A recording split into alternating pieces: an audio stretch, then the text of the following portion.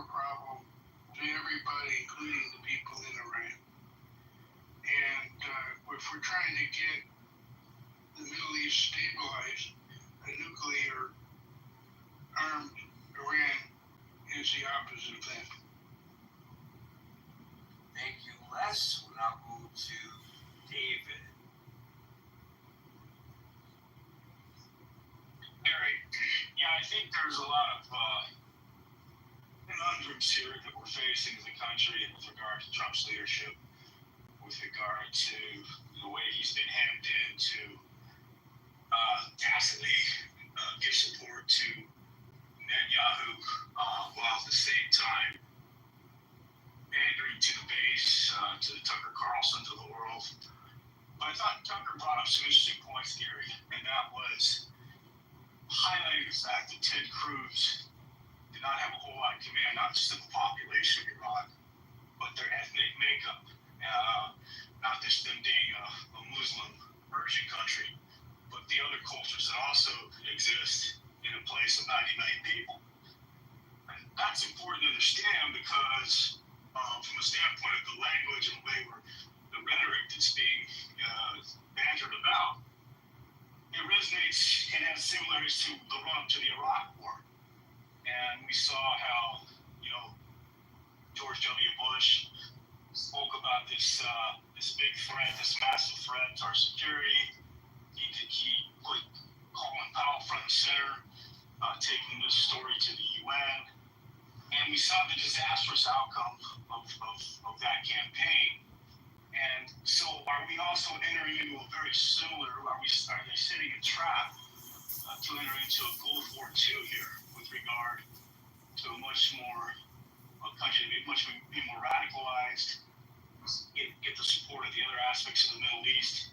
So, I think it's important, as much as I'm not a big MAGA supporter, I think their voice is very important with regard to checking Trump's ability to throw us into something that could have very protracted and massive consequences, not just to the loss of life to the Iranian people and the potential further destruction, or further, not destruction, but damage to the Israeli people in their country, but also to the possible displacement of Iranians, causing massive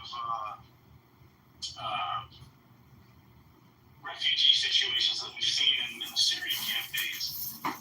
We're seeing, obviously, the fact that there may not be the ability to do a regime change, the likes of which the Iranian people deserve. Again, I'm no fan of this regime either, Gary. This is a regime that's repressed its people, it's looted its economy, with the backroom deals with China, the shadow economy that exists there. And so there's a whole lot of reasons why this has to happen. But I think the ultimate campaign would be another potential Iraq 2.0 if we don't get it right. So those are some of my talking points on that front. I mean, at the same time, we're seeing Trump call out his Tassie Gabbard, saying that Iran's not necessarily close to having a nuke. So the messaging and the talking points are not all over the map. That's not good for the cohesion of a big decision like this. So, I just think we need to really take a step back. I know we're already en route there on some level with regard to the massive deployments. So maybe we're sort of playing a game of wait and see here. But yes, I'd like nothing more than to see the regime toppled. The Middle East should be a lot safer with one less state actor with a nuclear weapon. But keep in mind, Gary, that a lot of these countries like Iran, North Korea, and even Pakistan, who obtained a nuclear weapon in the early 70s as a byproduct of what India did in terms of their nuclear campaign. These countries feel they're in desperate throes to secure themselves by any means necessary because they can't compete with conventional warfare, the likes of which Israel just demonstrated, the likes of how we demonstrated our campaigns in Gulf War I, not necessarily Gulf War II to some extent. But yeah, these countries